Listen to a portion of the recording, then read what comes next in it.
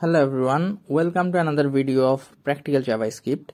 এই ভিডিওতে আমি আপনাদের সাথে ডিসকাস করব জাভাস্ক্রিপ্ট ফিল্টার মেথড কিভাবে কাজ করে এবং তার সাথে একটা প্র্যাকটিক্যাল এক্সাম্পল দেখাবো যেখানে ফিল্টার মেথড ব্যবহার করে প্রাইস রেঞ্জ অনুযায়ী প্রোডাক্ট কিভাবে ফিল্টার করা যায়।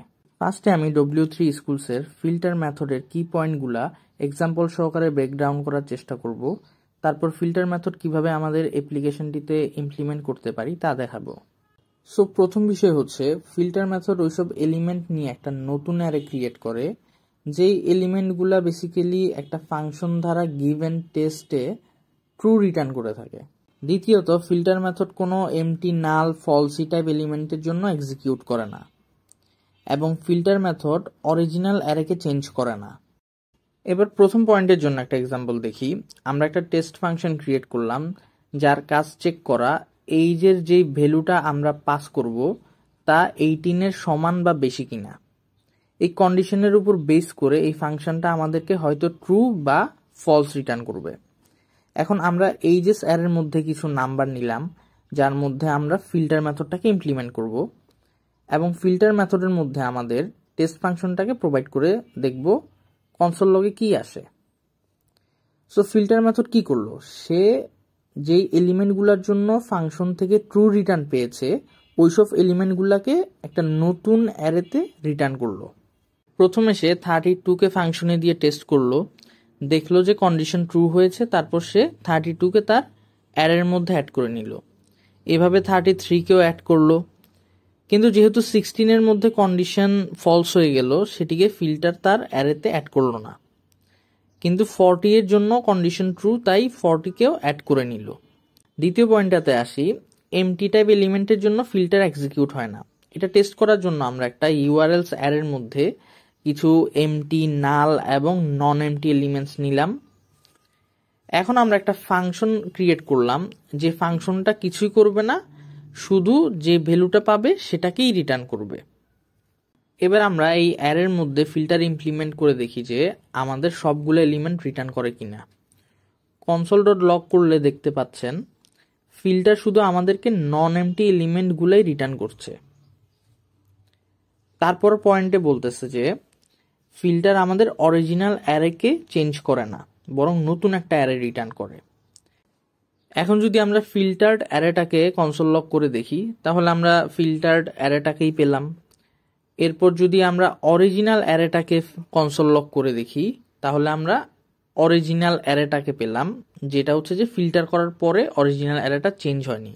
এবার চলুন ফিল্টার মেথড ব্যবহার করে কিভাবে আমরা প্রোডাক্ট লিস্ট থেকে প্রাইস রেঞ্জ অনুযায়ী প্রোডাক্ট ফিল্টার করতে পারি তা দেখে নিই।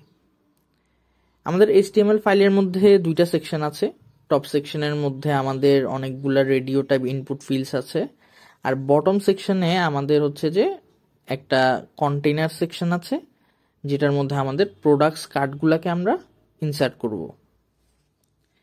এবার জাভাস্ক্রিপ্ট ফাইলে যদি দেখি, ফার্স্টে আছে প্রোডাক্টস অ্যারে অফ অবজেক্টস, তারপর প্রোডাক্ট কন্টেইনার ভ্যারিয়েবলের মধ্যে আমরা সেকশন কন্টেইনারটাকে ধরতেছি। এরপর আমরা ফিল্টার ইনপুটস ভ্যারিয়েবলের মধ্যে আমাদের যতগুলো ইনপুট ফিল্ড আছে ওগুলাকে হচ্ছে পাচ্ছি। আমরা যদি ব্রাউজারে দেখি যে আমাদেরকে একটা অ্যারে রিটার্ন করতেছে সবগুলা ইনপুট ফিল্ড সহকারে। এখন আমাদের যে জিনিসটা খেয়াল করার আছে, ফর ইচ দিয়ে সবগুলা ইনপুটের অন চেঞ্জে ফিল্টার প্রোডাক্টস ফাংশনটাকে ট্রিগার করে দিয়েছি। অর্থাৎ যখনই কোনো একটা ইনপুট টাইপ ইউজার ক্লিক করবে তখনই এই ফিল্টার প্রোডাক্টস ফাংশনটা কল হবে। তারপরে এই ফিল্টার প্রোডাক্টস ফাংশনটা কি করবে?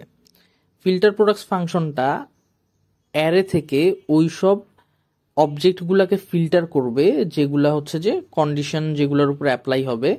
তারপর ওই যে নতুন একটা অ্যারে অফ অবজেক্ট ক্রিয়েট হবে সেটাকে রেন্ডার ফাংশনের মধ্যে হচ্ছে যে দিয়ে দিবে।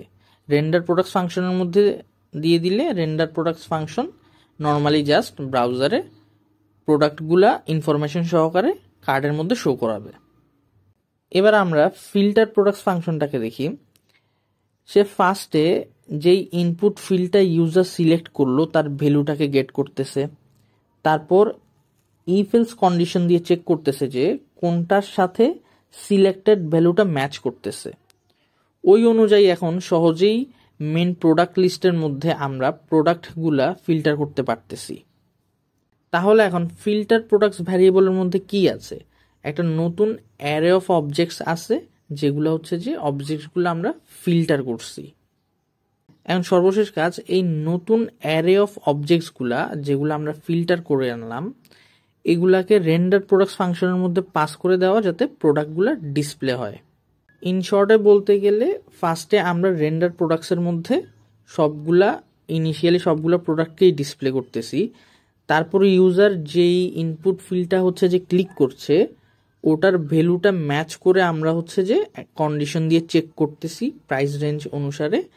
তারপরে আমরা মেইন যে আমাদের প্রোডাক্ট লিস্ট আছে, সেখান থেকে আমরা ওই অবজেক্টগুলোকে ফিল্টার করে বের করে নিয়ে এসে আমাদের রেন্ডার প্রোডাক্টস ফাংশনের মধ্যে দিয়ে দিচ্ছি।